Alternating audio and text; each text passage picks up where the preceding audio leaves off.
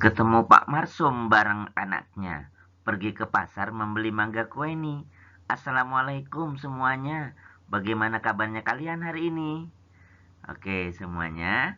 Hari ini kita akan belajar bahasa Indonesia khusus untuk kelas 7 pada tanggal 10 Agustus 2020. Dan sebelum belajar kalian bisa berdoa dulu masing-masing. Silakan berdoa dahulu supaya kita diberi kemudahan dan mendapatkan ilmu yang bermanfaat ya. Silakan berdoa.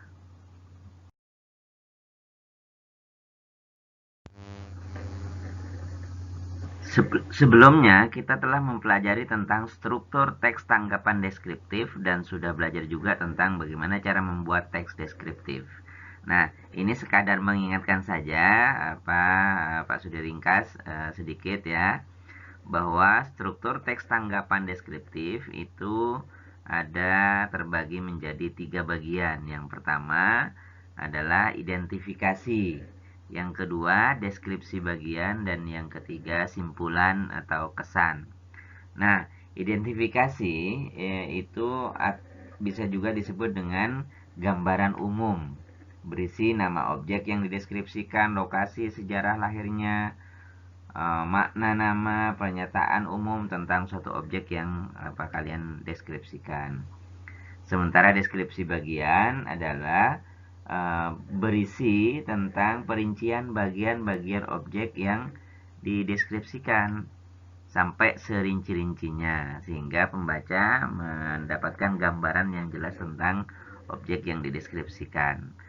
Kemudian yang ketiga, simpulan atau kesan, berisi bagian yang paling disukai dari bagian yang dideskripsikan, yaitu simpulan tentang objek yang kalian deskripsikan. Itu 3 struktur teks tanggapan deskriptif, dan identifikasi, deskripsi bagian, dan simpulan atau kesan. Itu sekadar mengingat saja karena tentang hal ini sudah kita pelajari di waktu yang sebelumnya.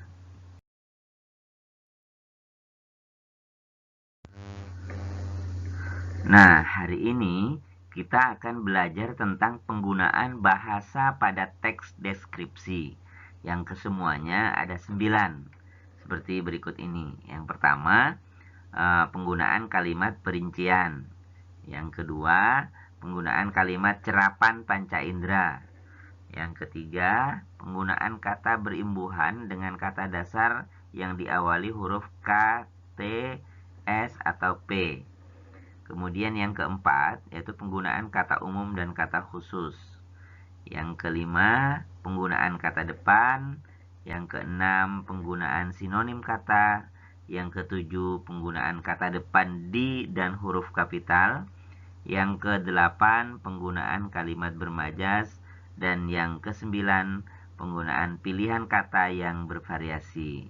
Nah, satu persatu setelah ini akan dijelaskan. Tapi ini akan dibagi 2 penjelasannya, dua kali pertemuan. Hari ini kita akan membahas dulu 4 bagiannya ya, tentang kalimat perincian, kalimat cerapan panca indera, kata berimbuhan dengan kata dasar yang berawalan huruf K, T, S, dan P, dan kata umum dan kata khusus atau sinonim lah ya, sinonim dulu.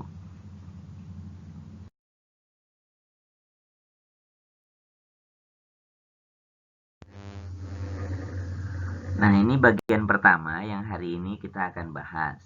Yang pertama tentang penggunaan kalimat perincian.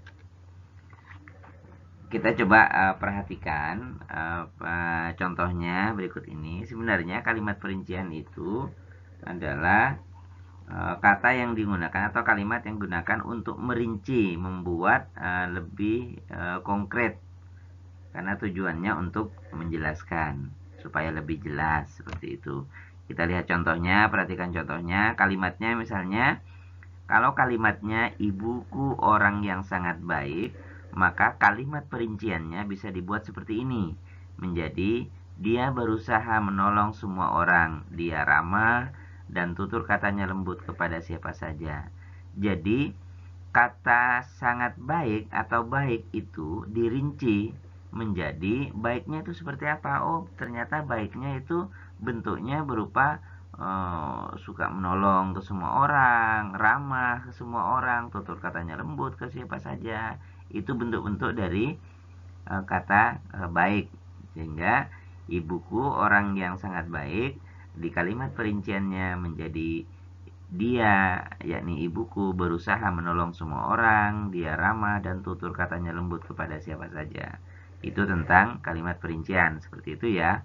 Kalian juga bisa membuat kalimat yang lain yang serupa dengan ini. Artinya kalimat umum dulu, lalu kalian buat kalimat perinciannya dari kata-kata atau kalimat yang umum itu supaya lebih jelas, lebih detail lagi.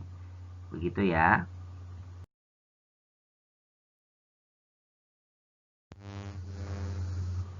Berikutnya itu tentang penggunaan kalimat cerapan panca indera. Kalimat yang membuat pembaca seolah-olah bisa melihat, mendengar, merasakan, meraba, dan mencium tentang satu hal yang dideskripsikan. Sehingga teks deskripsi yang berisi kalimat yang seolah-olah dapat dilihat, didengar, dan dirasakan. Nah, itu yang terkait dengan kalimat yang dimaksud dengan kalimat cerapan panca indera. Menggunakan indera panca indera kan ada 5 tuh, ada indera perasa, indera praba, indera pencium, indera pendengar, indera penglihatan. Nah, kalimatnya dibuat seolah-olah kita atau pembaca bisa melihat begitu membaca kata-kata yang kita buat untuk mendeskripsikan sesuatu. Untuk lebih jelasnya, kita coba perhatikan contohnya. Misalnya contoh yang menggunakan indera penglihatan, sehingga maknanya seolah-olah kita melihat. Contohnya begini. Ada 3 di sini. Yang pertama, pantai panjang dengan pasir yang putih. Nah, kalimat pantai panjang dengan pasir yang putih itu kan menggunakan cerapan panca indera penglihatan.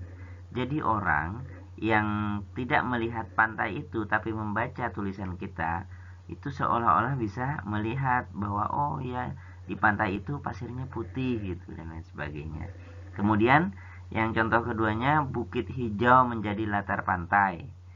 Jadi tidak harus orang datang ke tempat itu, tapi dengan membaca tulisan bukit hijau menjadi latar pantai, seolah-olah bisa melihat bahwa di belakang pantai itu ada bukit hijau yang menjadi latarnya. Begitupun dengan air jernih dengan buih-buih kecil. Jadi seolah-olah bisa melihat. Kemudian contoh yang seolah bisa mendengar menggunakan indera pendengaran. Contoh kalimatnya misalnya, debur ombak pantai terdengar berirama. Nah, kalimat debur ombak pantai terdengar berirama itu seolah-olah kita atau pembaca bisa mendengar sendiri, padahal kan tidak ada di sisi pantai. Yang ada di sisi pantai adalah orang yang mendeskripsikan tentang pantai itu atau tentang ombak itu. Tapi menggunakan kalimat cerapan panca indera pendengaran, debur ombak pantai terdengar berirama. Jadi seolah-olah bisa mendengar. Contoh lain misalnya, klaksonnya terdengar sangat nyaring gitu dan lain sebagainya, itu seolah-olah bisa mendengar sendiri. Kemudian seolah merasakan dan lain ini dan seterusnya ya, nanti bisa dilanjutkan lagi. Contoh yang seolah bisa merasakan misalnya, udaranya sangat terasa segar, atau terik matahari terasa panas sekali hari ini misalnya. Nah, itu seolah-olah bisa merasakan di kulit, panas sekali ya gitu. Padahal orang yang merasakan itu, orang yang membaca tidak sedang berada di bawah terik matahari. Tapi dengan membaca tulisan ini, dia merasa seolah-olah bisa merasakan bahwa sinar matahari begitu terik dan panas hari ini. Begitu. Gitu ya contohnya ya. Nanti semua indera yang 5 bisa kalian buat contohnya seperti itu.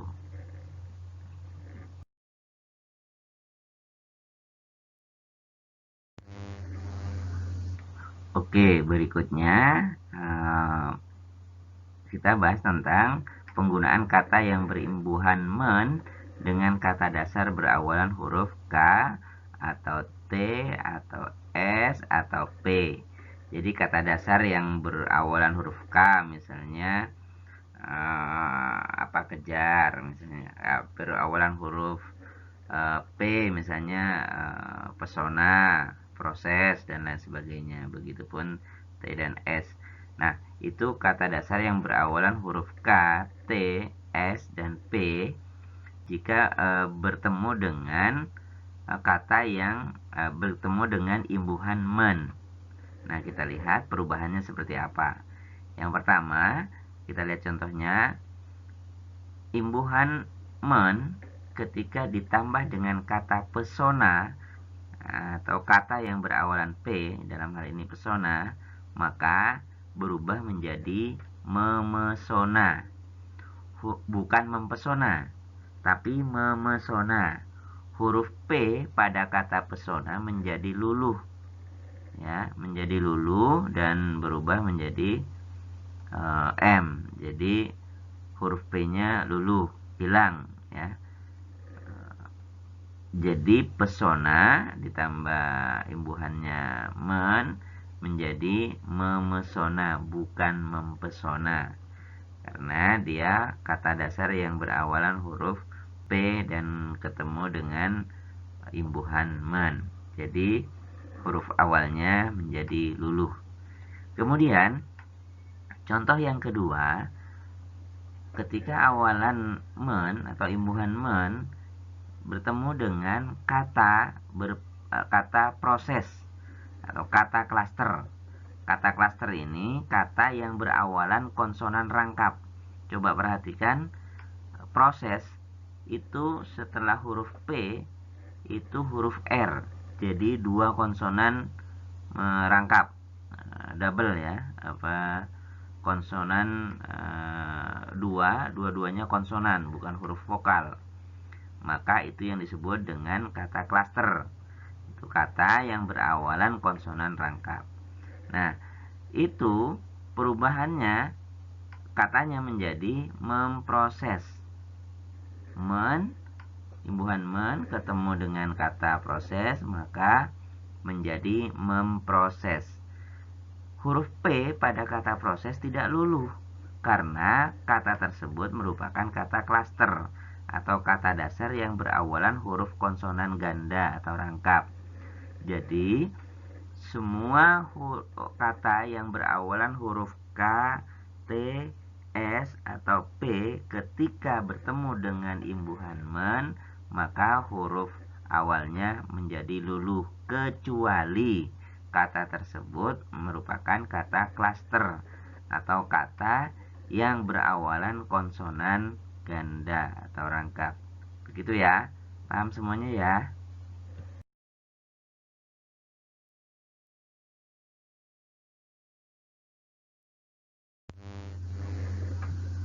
Dan berikutnya kita bahas tentang penggunaan sinonim kata dalam kalimat deskripsi. Nah, sinonim sudah tahu ya, karena di sekolah-sekolah sebelumnya tingkat SD juga sudah belajar tentang sinonim. Sinonim kata yang sama maknanya. Coba perhatikan contohnya, misalnya indah. Kata indah itu sinonimnya bisa elok, permai, molek. Itu sinonim dari kata indah. Kemudian contoh yang lain, mengherankan misalnya. Mengherankan itu sinonimnya bisa mengagumkan, memukau, fantastis dan lain sebagainya. Itu contoh sinonim. Banyak lagi ya kata-kata yang mempunyai sinonim. Nah, untuk semuanya ini hanya 4 bagian saja yang kita bahas hari ini.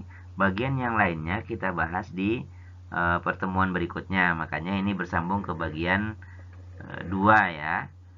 Oke, bagaimana? Semuanya sudah paham kan? Nah, Pulau seram di Maluku adanya. Banyak pengarang yang membahas. Kalau sudah paham semuanya, saatnya sekarang mengerjakan tugas.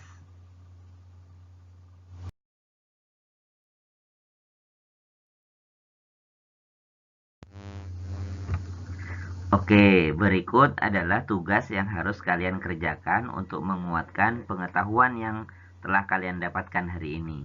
Yang pertama, tugas yang pertama, buatlah 2 contoh kalimat dan kalimat perinciannya.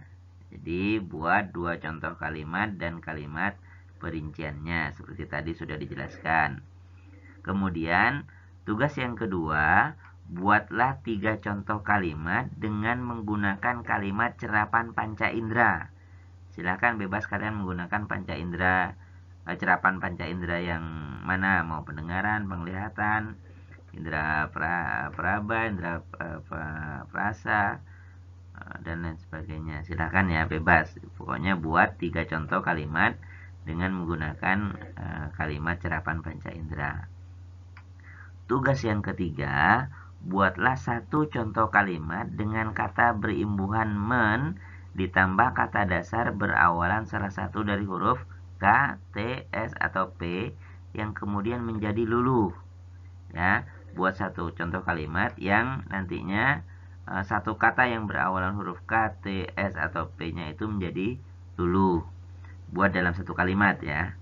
Kemudian buatlah 1 contoh lagi kalimat dengan kata berimbuhan men ditambah kata dasar berawalan salah satu dari huruf K, T, S, atau P yang klaster sehingga tidak luluh. Jadi tugas nomor 3 ini membuat 2 contoh kalimat. Kalimat yang pertama, kalimat dengan kata yang nantinya menjadi luluh, dan yang kedua, kalimat dengan kata klaster yang nantinya menjadi tidak luluh.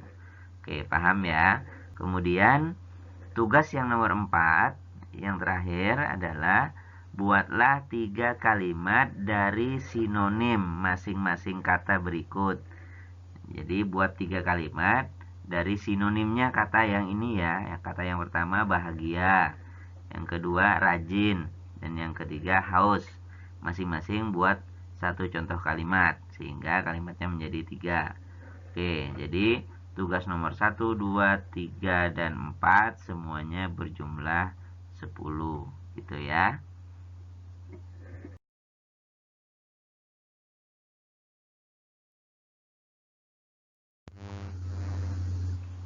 Nah, ini merupakan aturan mengerjakan tugasnya. Jadi, jawaban dari tugas nomor 1, 2, 3, dan 4 semuanya ditik atau ditulis langsung dalam 1 kolom komentar di bawah video ini. Jadi, jawabannya langsung di kolom komentar video ini ya, tidak di mana-mana.